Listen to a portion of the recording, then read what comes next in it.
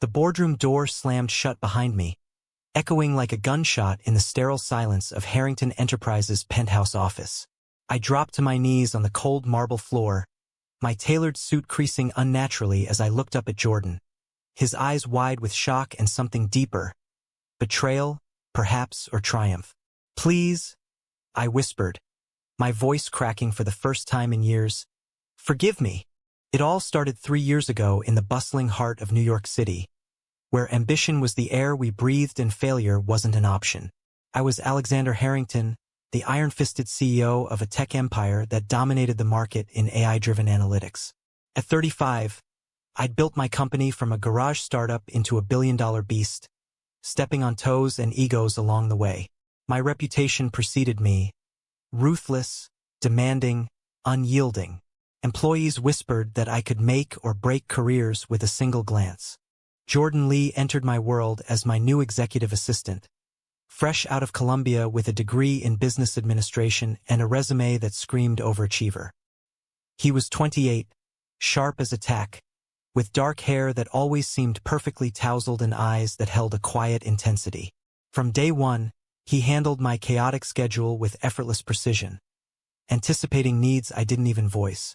But I saw something in him that unsettled me. A softness, a vulnerability that clashed with the cutthroat corporate ladder we climbed. Our first real clash came during a late-night strategy session for a major merger. The team had scattered, leaving just Jordan and me poring over spreadsheets in my office. Exhaustion frayed my nerves, and when he suggested a pivot that challenged my initial plan, I snapped. "Who do you think you are?" I barked, slamming my fist on the desk. "You're here to assist, not to question. Bow to my decisions or find another job." He didn't flinch.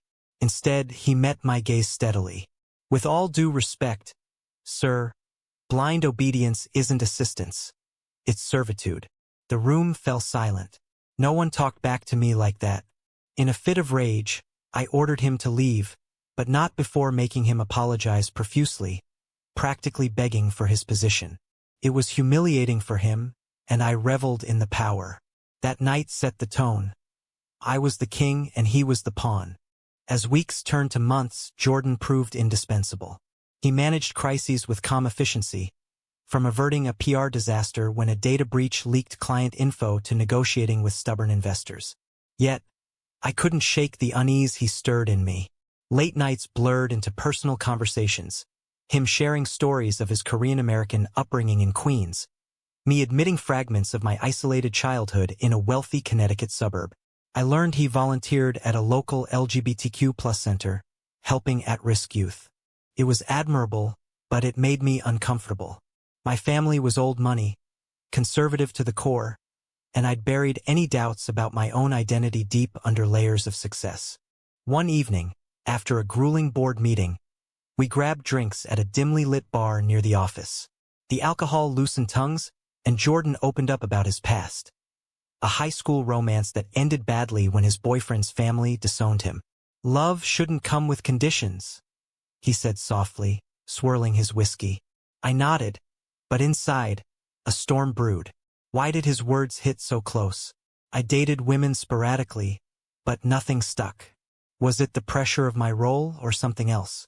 The turning point came at the company gala, a glittering affair at the Met. Jordan arrived in a sleek tux, turning heads without trying. As we mingled, a rival executive made a snide remark about diversity hires, glancing at Jordan's direction. Fury ignited in me, not just professional protectiveness, but something personal. I defended him sharply, but later, in the limo ride home, the tension escalated. "You didn't have to do that," he said. "I can handle bigots." "Maybe I wanted to," I replied, my voice low. Our eyes locked, and for a moment, the air crackled.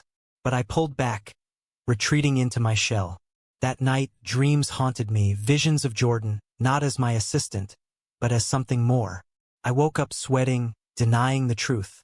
Society's whispers grew louder. Rumors swirled about my close relationship with Jordan, fueled by tabloid snippets. My father, a retired senator with outdated views, called me one Sunday morning. "Alexander, people are talking. You can't afford scandals. Keep your assistants in line.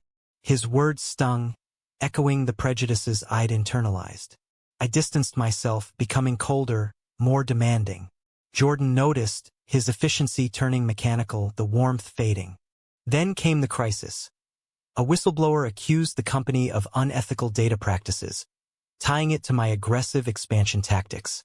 The stock plummeted, investors bailed, and the media frenzy began. In the chaos, Jordan stood by me, working 18-hour days to compile defenses. One night, as we reviewed documents, he confronted me. "Why are you pushing me away? Is it because of who I am?"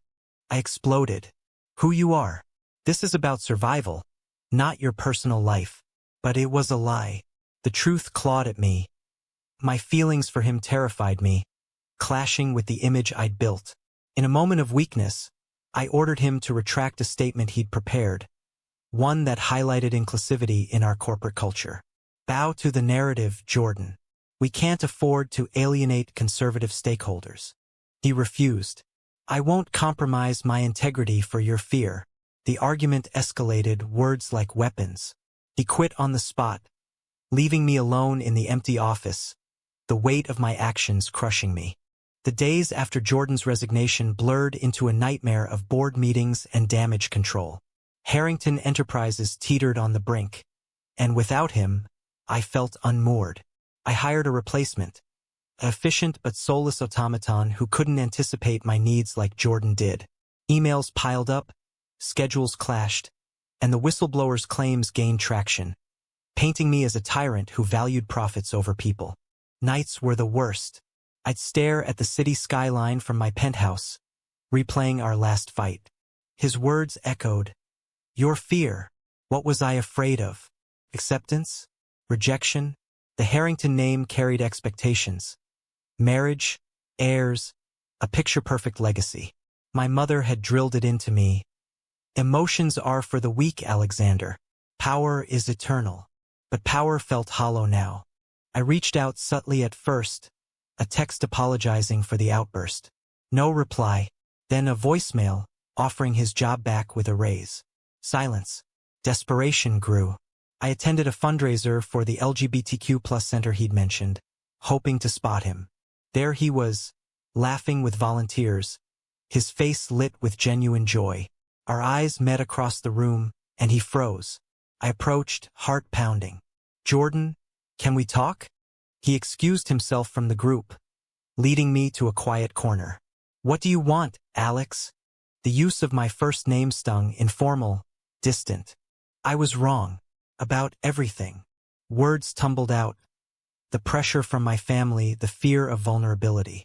He listened, arms crossed, expression unreadable. It's not just about the job, I admitted. It's about you. Us. He sighed. Us? There was never an us. You made sure of that. He walked away, leaving me amid the chatter of strangers. The scandal deepened. A leaked email from years ago surfaced, where I dismissed a diversity initiative as unnecessary fluff. Protests erupted outside our headquarters, demanding accountability. My father disowned me publicly in a statement, calling my leadership flawed. Friends, acquaintances really vanished. Isolation set in, forcing introspection. I sought therapy, a first for me. Dr. Elena Ramirez, a no-nonsense psychologist in Midtown, peeled back layers. Your behavior toward Jordan, was it control or deflection? She asked. Sessions revealed buried truths. A college crush I'd ignored, societal pressures molding me into a facade. Coming out, even to myself, felt like dismantling an empire. Meanwhile, Jordan thrived. LinkedIn updates showed him at a rival firm, leading inclusivity programs. Jealousy mixed with pride. I wanted to celebrate his success, but resentment lingered. Why couldn't he forgive? A chance encounter at a coffee shop reignited the spark. He was grabbing a latte. I was avoiding the office. Alex, he said neutrally. Jordan, you look good. Awkward small talk led to deeper waters. I miss working with you, I confessed. It's more than work, isn't it? He pressed. I nodded, throat tight. We sat, talking for hours. He shared his own struggles, coming out to his family, facing workplace discrimination. I admired you, Alex, but you hurt me, making me bow, literally apologize on my knees that one time. It was demeaning. Shame washed over me. I'd forgotten that detail or buried it. In my rage during an early mishap with a client file, I demanded he kneel and beg forgiveness. It was archaic, abusive. "I'm sorry," I said, tears welling. I was projecting my own demons. He softened. "Forgiveness isn't instant, but maybe we can start as friends." Friendship blossomed tentatively. Coffee turned to dinners, walks in Central Park. I opened up about my therapy, my questioning. "I think I'm gay," I whispered one evening under the stars. "And I think I've felt this way about you for a long time." He took my hand. "I know, but love can't thrive on inequality." Society's backlash intensified as rumors of our connection spread. A conservative media outlet outed me in a hit piece, labeling me a hypocrite. Stock prices dipped again. Shareholders demanded my resignation. My sister, the only family ally, called. "Alex, fight for what matters. Not the company, the truth." I chose to step down temporarily, appointing an interim CEO. It was liberating, terrifying. Jordan supported me through it, our bond deepening. But conflicts arose. His friends warned him about my past, questioning if I deserved a second chance. "He's changed," Jordan defended, but doubt crept in. One night, during a heated discussion about privilege, he accused me of using him as a redemption arc. "Is this real, or just another power play?" "It's real," I insisted. "I'd give up everything for you." "Prove it," his eyes challenged. Rebuilding wasn't easy. With me on sabbatical, I volunteered at the LGBTQ+ center alongside Jordan, facing skeptical glances from those who'd heard of my reputation. "The mighty Harrington slumming it?" one teen quipped. I swallowed pride, listening to stories of rejection that mirrored my own hidden pain. It humanized me, chipping away at the armor. Our relationship evolved slowly, marked by honest conversations. Jordan pushed me to confront my family. I flew to Connecticut for a tense dinner with my parents. "I'm gay," I declared over dessert. My father stormed out. My mother cried. "We raised you better," she said. The rejection cut deep, but Jordan's call afterward grounded me. "You're brave," he soothed. Back in New York, we navigated dating in secret at first, avoiding paparazzi. Dinners at hole-in-the-wall spots, movie nights in my apartment. Intimacy built on trust, not lust. Shared dreams, vulnerabilities. But external pressures mounted. Jordan's promotion at his firm came with scrutiny. Colleagues whispered about his connection to me, implying nepotism despite my distance from the industry. A major conflict erupted when my ex-assistant from years prior filed a lawsuit, alleging a toxic work environment and citing my treatment of Jordan as evidence. The media pounced, dredging up old emails and testimonies. "Harrington's fall. From tyrant to lover?" headlines screamed. Protests turned personal, with signs decrying workplace power imbalances in relationships. Jordan stood firm publicly, issuing a statement. "Our story is about growth, not exploitation." But privately, doubt gnawed. "What if they're right? You were my boss." "I was wrong then," I admitted. "But now we're equals." To prove it, I sold a chunk of my shares, donating proceeds to LGBTQ+ causes. It was a statement. Power wasn't my identity anymore. Yet, the move sparked debate online. Some praised it as atonement, others called it performative. Our first public outing was at Pride Parade. Hand in hand, we marched amid cheers and jeers. A conservative group heckled, "Hypocrite!" Jordan squeezed my hand. "Ignore them." But the encounter lingered, highlighting societal divides. Internally, we clashed over future plans. Jordan wanted a simple life, maybe leave the city, start a nonprofit. I craved redemption in business, perhaps an ethical tech venture. "You can't have both worlds," he argued. "Choose." The high point came during a quiet weekend in the Hamptons. We walked the beach at sunset, waves crashing. "I love you," I said, the words freeing. He smiled. I love you too. But shadows loomed. My father's health declined, pulling me back into family drama. He summoned me to his bedside. Son, this lifestyle, it's a phase. Come home, marry properly. Rage boiled, but pity won. Dad, it's who I am. Accept it or not. I left, heart heavy. Jordan comforted me, but tension built. His family, more accepting, invited us for dinner. His mother hugged me warmly, but his brother pulled him aside. He's got baggage, Jordy. Protect yourself. The lawsuit escalated to trial. Testimonies painted me as a monster, Jordan as a victim. He testified on my behalf. Alex has changed. People deserve second chances. The jury ruled in my favor, but the victory felt Pyrrhic, reputation tarnished. Post-trial, we escaped to Vermont for a retreat. Amid autumn leaves, we reaffirmed our commitment. No more hiding, Jordan said. But a tabloid photo surfaced, sparking another wave of controversy. Power couple or power imbalance? Friends divided, some supported, others ghosted. A former colleague messaged Jordan. He's using you to rehab his image. Paranoia set in. The climax brewed when I received an offer to reclaim my CEO position, with conditions. Distance myself from controversial affiliations. Tempted me, stability, legacy. I confided in Jordan. What do you think? Don't ask me to decide.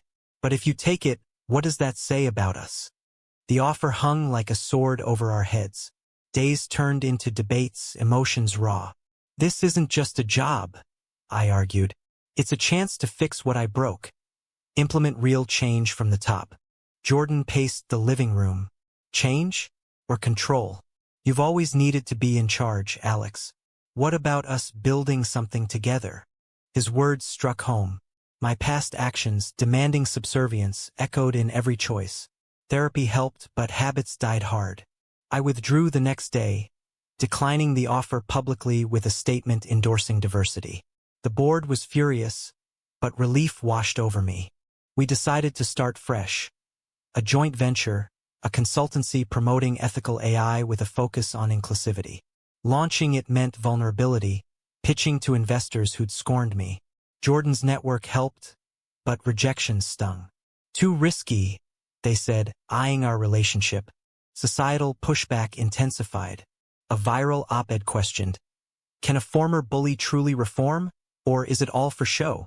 Comments flooded, divided sharply. Supporters shared stories of redemption. Detractors accused manipulation. Jordan bore the brunt, facing online harassment. Stay strong, I urged, but guilt consumed me. A family reunion amplified the drama. My sister hosted, inviting Jordan despite protests. My father, frail but stubborn, confronted us. This is unnatural. You're destroying the family name.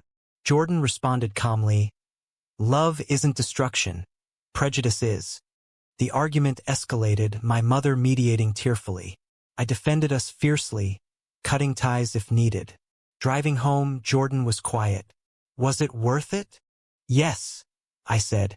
You're worth everything. Our venture gained traction slowly. A key investor, a queer tech mogul, backed us after hearing our story. Authenticity sells, she said. Success bred envy. Rivals spread rumors of favoritism. Personal milestones marked progress. Our first anniversary, celebrated quietly with friends who'd stuck by. But a health scare, Jordan's appendicitis, tested us. Rushing to the hospital, I realized how fragile life was. Don't leave me, I whispered during recovery. He chuckled weakly. Drama queen. It deepened our bond, but highlighted inequalities. My wealth ensured top care, while others struggled. Advocacy became our outlet. We spoke at conferences, sharing our journey. Power dynamics in relationships are real, Jordan said on stage. But growth is possible. Applause mixed with boos, sparking debates on forgiveness in the LGBTQ+ community. A contentious moment arose when a documentary crew approached, wanting to film our story. I hesitated, exposure risked more backlash. Jordan pushed, if we hide, what message does that send? We agreed, but filming unearthed painful memories. Reenactments of my past demands made me cringe. I was a monster, I confessed on camera. The doc premiered to mixed reviews, inspiring to some, controversial to others. Romanticizing abuse? Critics argued. Protests at screenings debated. Can oppressors become allies? Amid the noise, we found solace in routine, cooking together, planning trips. But a betrayal shook us. A close friend leaked private texts, twisting words to imply I was domineering still. Trust fractured briefly. How do we move forward? Jordan asked. By choosing each other, every day. As our consultancy flourished, so did the scrutiny. Awards came Innovator of the Year for Ethical Tech, but with caveats. Redemption arc complete? Skeptics sneered. Jordan and I co-authored an article responding, change isn't a finish line. It's a journey. It went viral, fueling discussions on accountability. Personal life intertwined with public. We adopted a rescue dog, symbolizing our new family. But adoption talks for kids sparked internal conflict. Society's not ready for two dads like us. I worried, echoing old fears. Jordan challenged. Then we make it ready. His optimism clashed with my realism, leading to arguments. You're still afraid, he accused. The pivotal event was a TED Talk invitation. I spoke solo, vulnerability on display. I once made my assistant bow to me, literally. Now, I kneel for him, not in submission, but in equality. The audience gasped, then applauded. Jordan watched from the wings, tears in eyes. Post-talk backlash surged. Conservative groups boycotted our clients. Progressive voices questioned if my platform silenced true victims. A debate panel invited us, pitting against critics. Your story glamorizes power abuse, one said. We acknowledge the pain, Jordan countered. But denying redemption stifles hope. The exchange went viral, dividing opinions. Friends rallied, foes amplified. Amid it, my father reached out unexpectedly. Saw your talk. We need to talk. A tentative reconciliation began. Awkward but hopeful. Our relationship hit a low when work stress boiled over. I snapped during a deadline, reverting to old habits. Handle it, I barked. Jordan walked out. I'm not your assistant anymore. Panic set in. I chased him to our spot in Central Park. There, on bended knee, I apologized. I failed you again, but I'll keep trying. He pulled me up. We both will. Years condensed into growth. Our venture expanded, hiring diverse talent. We mentored youth, sharing lessons on resilience. Society evolved slowly. Laws passed, attitudes shifted, but prejudices lingered. In quiet moments, we'd reflect. Was it all worth the pain? I'd ask. Every bit, he'd reply. Now, looking back, our story is one of transformation amid turmoil. But it begs the question. Can true redemption ever fully erase the scars of past harm? Or does forgiveness always carry a shadow of doubt?